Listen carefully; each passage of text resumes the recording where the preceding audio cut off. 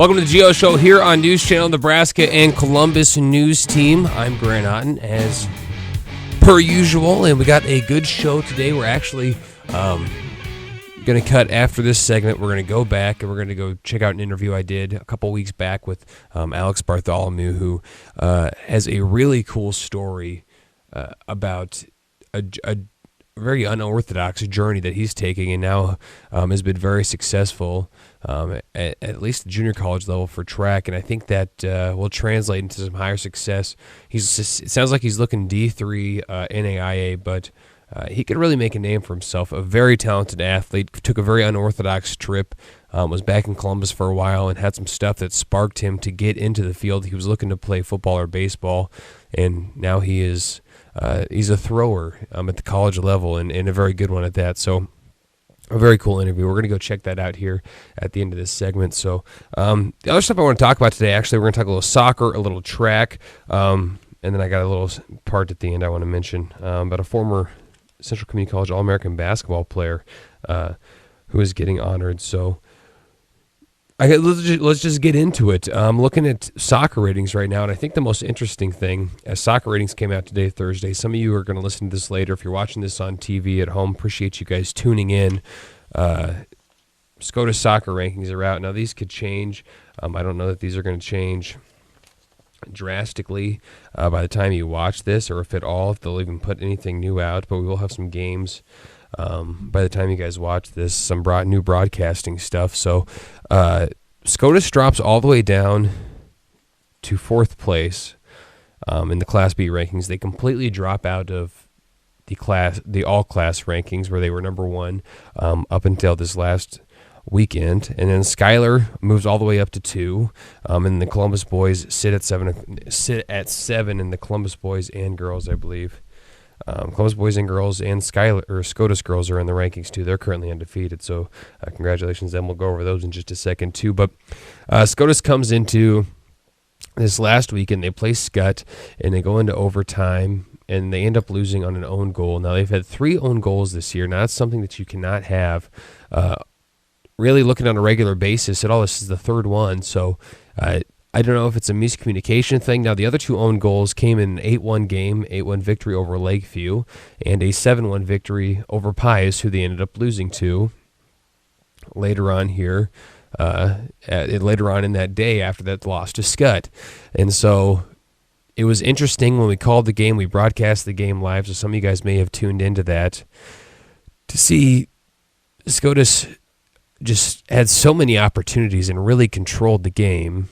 And Scott made a couple of runs down on Scotus' side of the field, but never anything substantial, never really got a good goal shot off. Now, Scotus headed 3 in that second half alone, 2 headers and a kick that went just right off the left side of the pole that could have easily made the game 3-1. Now, they played a majority of the game, or at least a large portion of the game, with 10 men. And talking to Brzezinski after that game, he said he thought that they played better with 10 guys versus the 11 when they had to sit the guy out. Anthony Cush got a red card after sliding into a goal. He was trying to get a loose ball.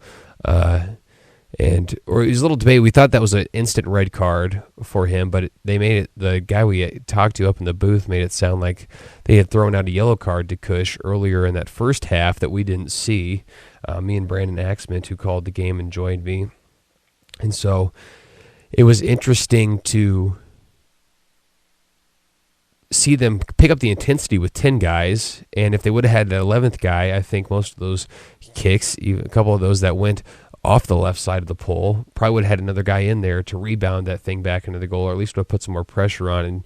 And I think, you look at percentages and chances, or what are the odds that they would have come out of the game victorious. I mean, I think you don't go into overtime if you have an 11th guy and they pick up that intensity like they did with the 10th man, or with that 11th man out when they were just playing with 10 men. If they would have picked up that intensity with the 11 guys, I think no question they win the game, probably 2-0, 3-0, just out of that second half play, because they had the opportunities there and they just didn't put it away. Now, you look at this Pius loss. They beat Pius a couple days earlier. They played them on Thursday, then they played them on that Saturday at the Creighton Prep tournament.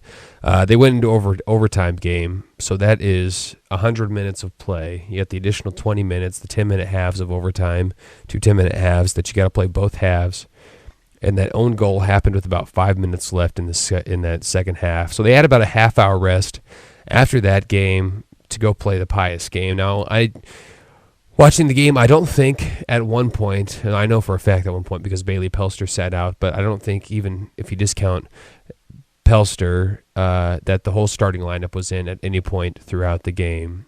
And they were just exhausted. You could see it. It seemed very lackadaisical when we were watching that game. You could tell they were tired, that they just maybe weren't, and it happens a lot with consolation games. It's very hard to get up for a consolation game, especially in a 4-team tournament where you're playing for third, fourth place, at a tournament that historically doesn't seem like Scotus always does great at the Creighton Prep tournament. They have come out victorious, but it is a difficult tournament for them. I think one of the reasons they have such difficulty at that tournament is due to the turf.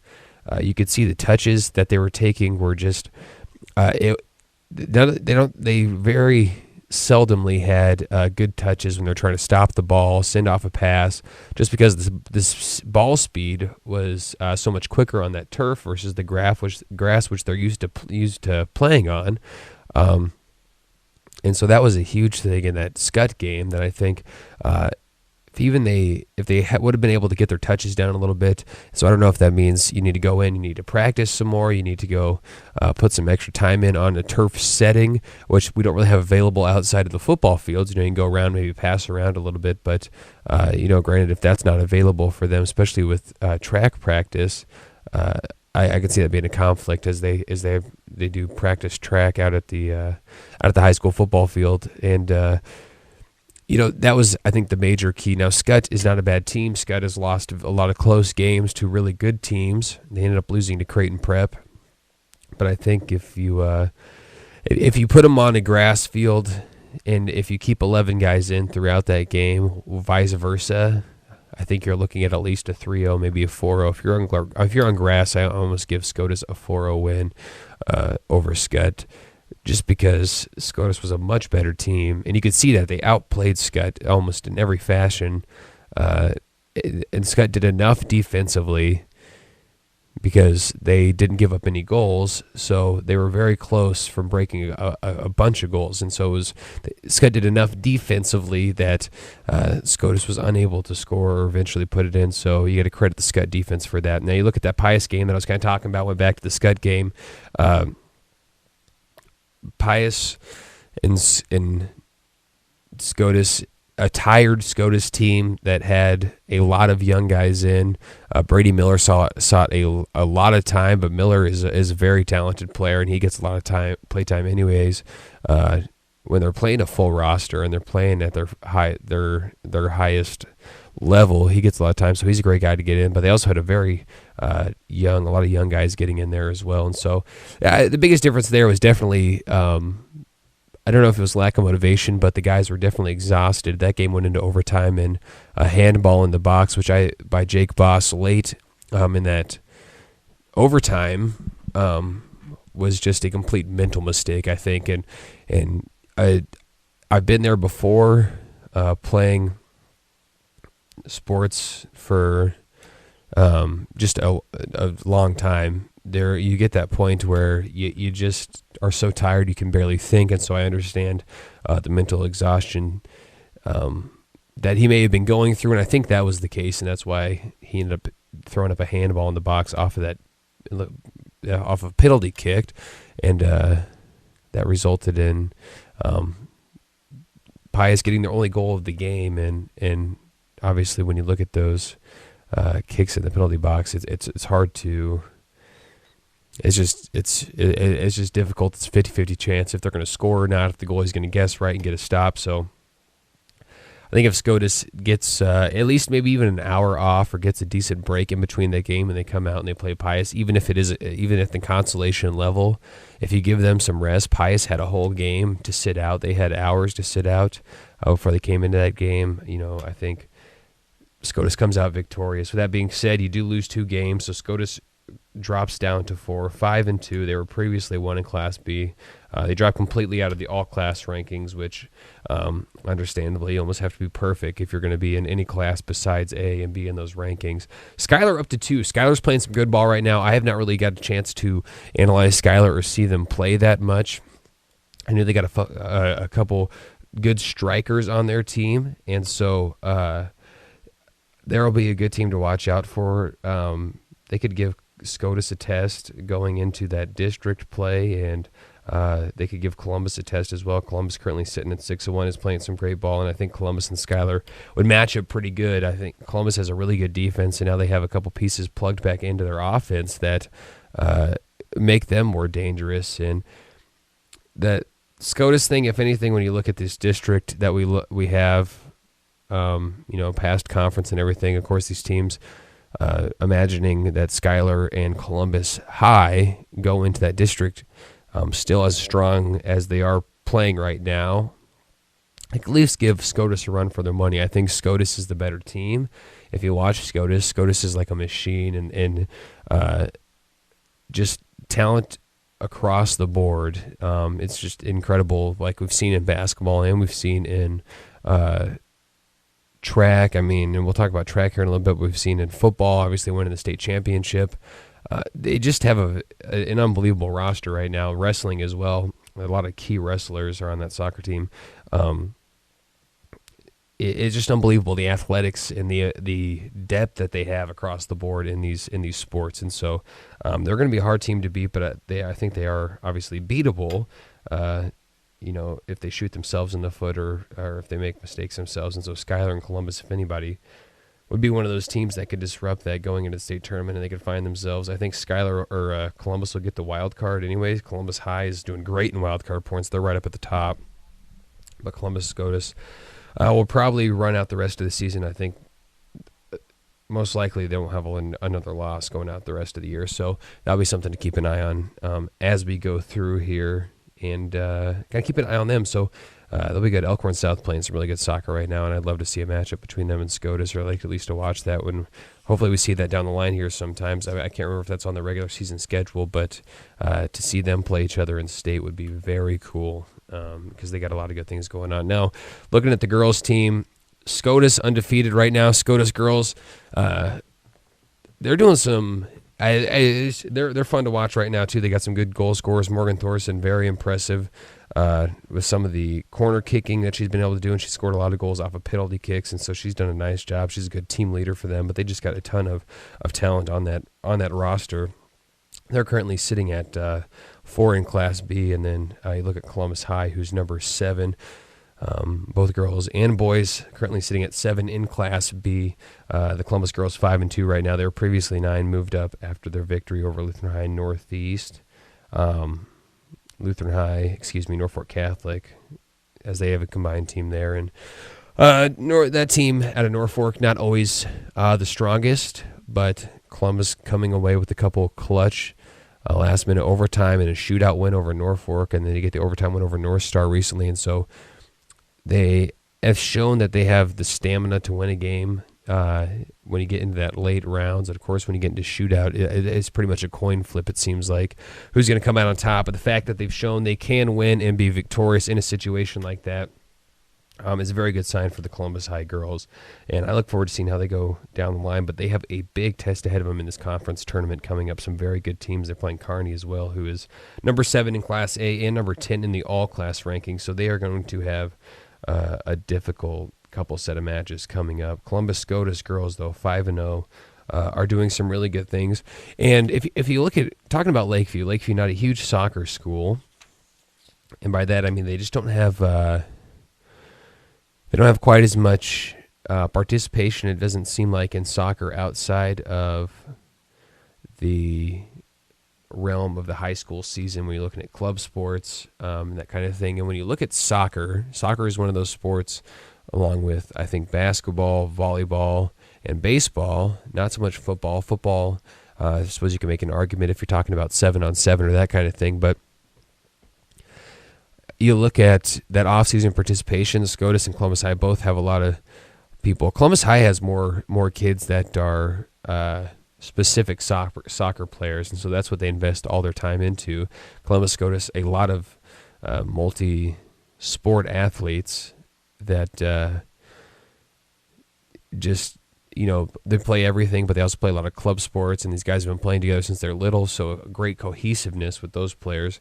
Lakeview, just not as much. It doesn't seem like participation. I could be wrong. They could be participating more in leagues than I understand, but they got a lot of good younger guys, especially on that men's team. They have a lot of really good young guys, and they have some talented athletes that are seniors that have played multiple sports. Even looking at just the goalie, Quinn Madison, great athlete, very tall guy. Honorable mention all-state basketball, but they just, the athletes are there.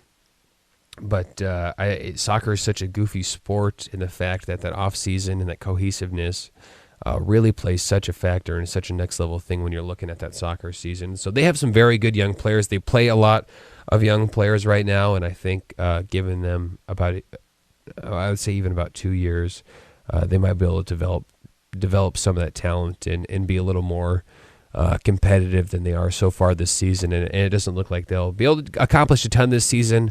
Hopefully just getting some of those younger guys experience and building for the future.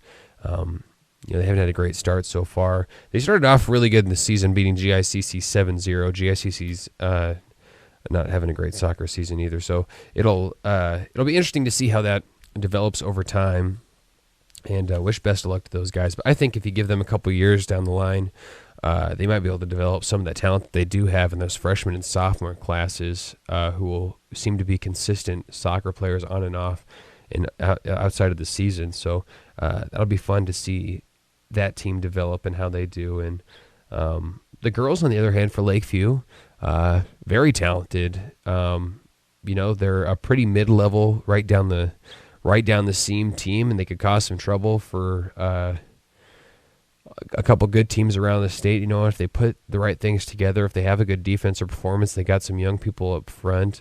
But if they put together a good defensive performance and stay strong defensively against a really good team, they could come out very much on top of any top level team if they're able to put the right pieces together. And some teams, you look at it, they're just not capable of doing that. But Lakeview girls very much are capable of beating close to any team. They just need to put the right pieces together, and they could be fun. They're going to be a team to watch throughout the year that could do some good things. We'll see if they have what it takes to make it to postseason play. It's going to be a tough journey for them.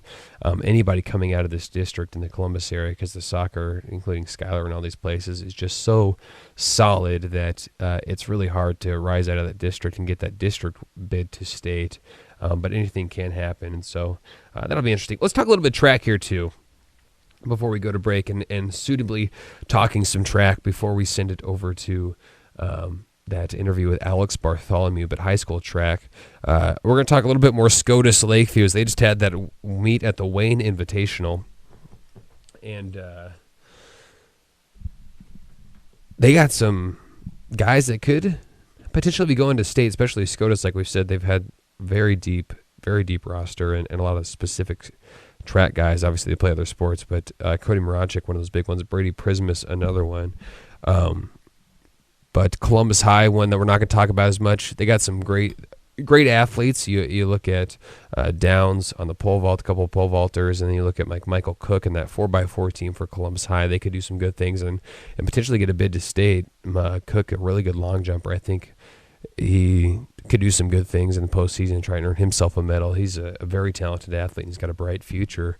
He seems to work hard in the gym, too. I've seen him around in the gym. I see a lot of these kids, working out in the local gyms and training, and so you get kind of an idea of their work ethic and what they like to do preparing for the other season. And so it's interesting to see that. But I just want to go over a couple of these quick before we head over to break.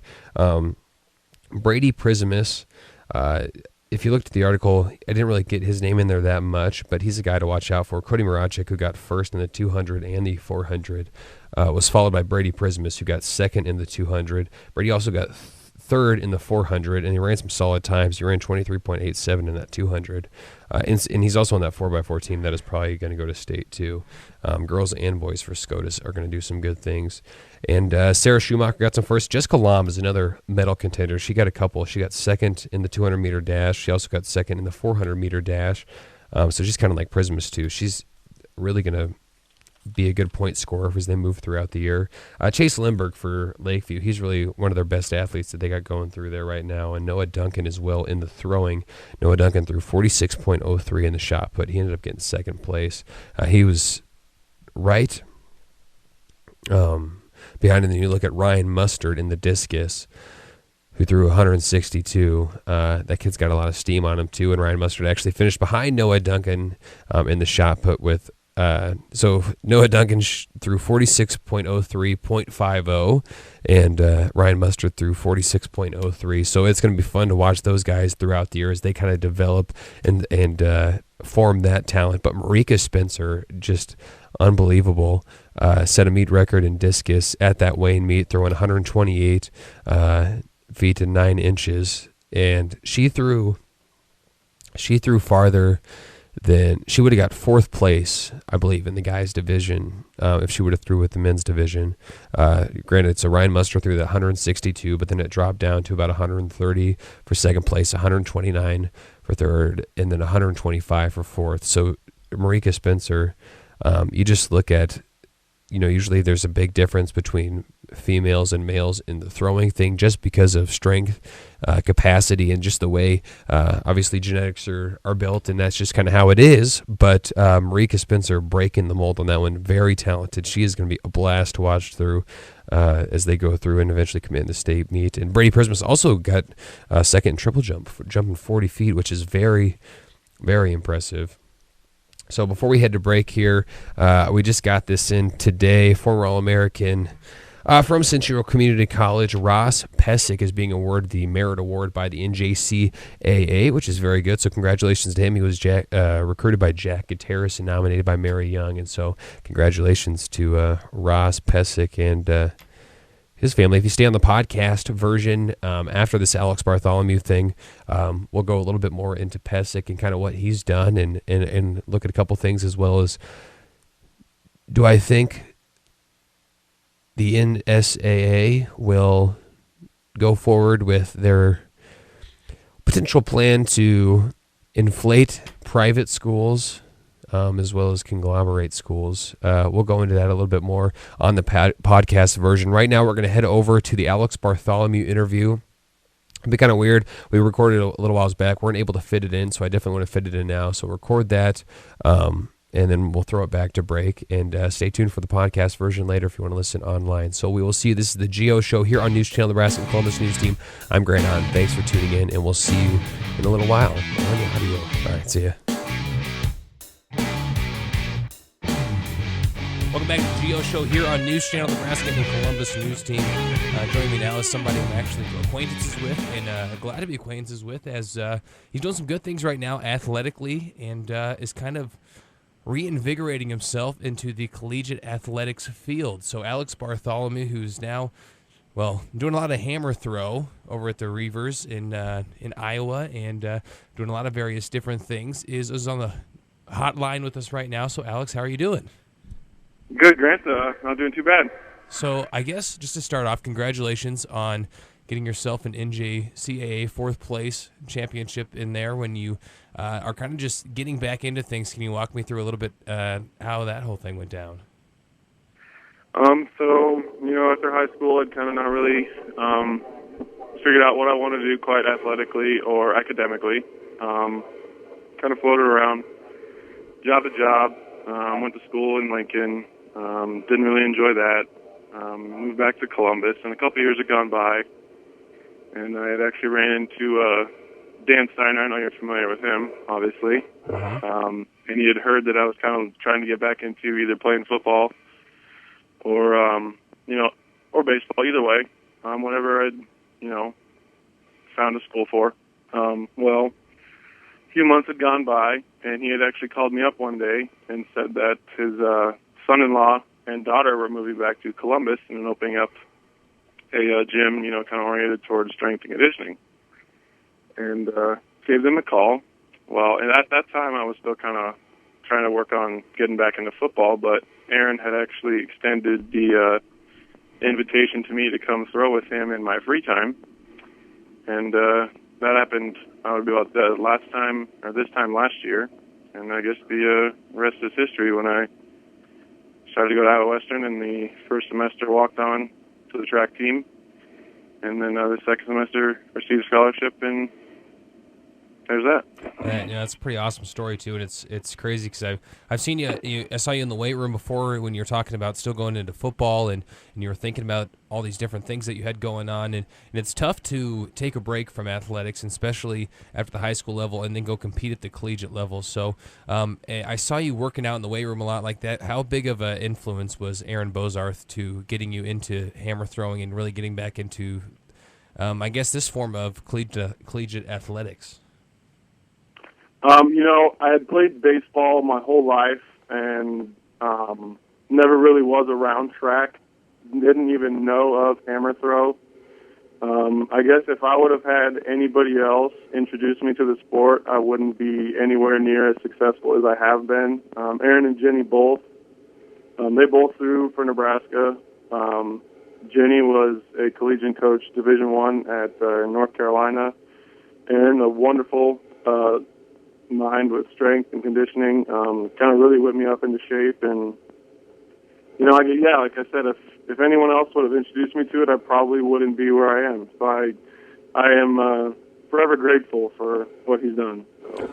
And you got fourth at the NJCAA championship, so I just talked about for the indoor tournament. Now you guys are starting outdoor as well, and now I think was the Wayne State Wildcat Classic. This is the first outdoor experience for you doing hammer throw as far as competition. How did that go? I placed fourth behind actually Aaron, who won the meet, and a couple other 3- and 4th-year throwers. I set a new school record. It was 53 meters and 8 centimeters, about 173 feet. I wasn't as nervous as I was for the indoors.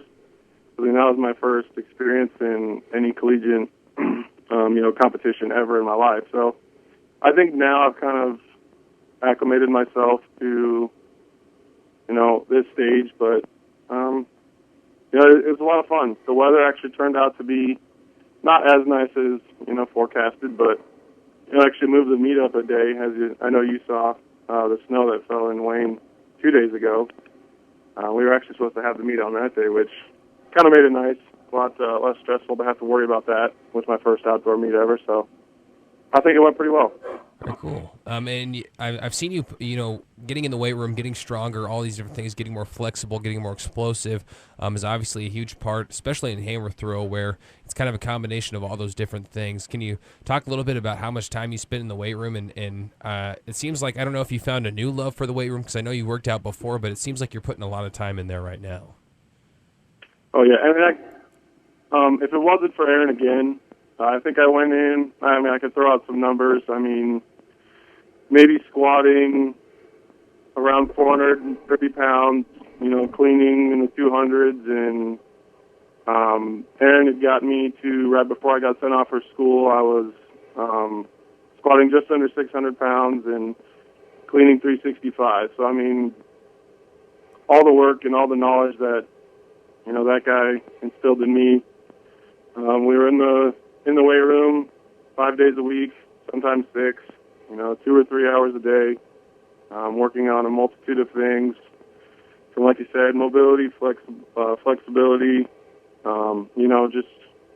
covering every aspect of, what it takes to be a good athlete. So.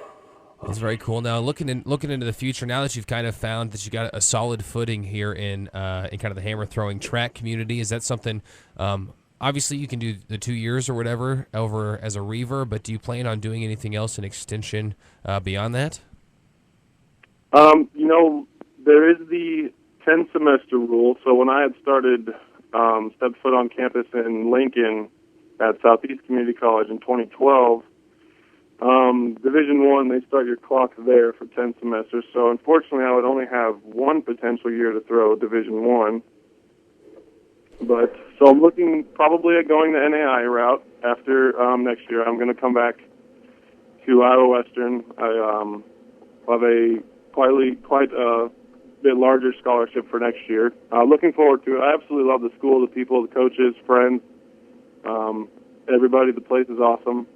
But definitely looking to throw after being in Council Bluffs and seeing where it takes me. So, Alex, I appreciate you coming on and talking to me a little bit, and best of luck with everything as you move forward. all right. Thank you very much, Grant.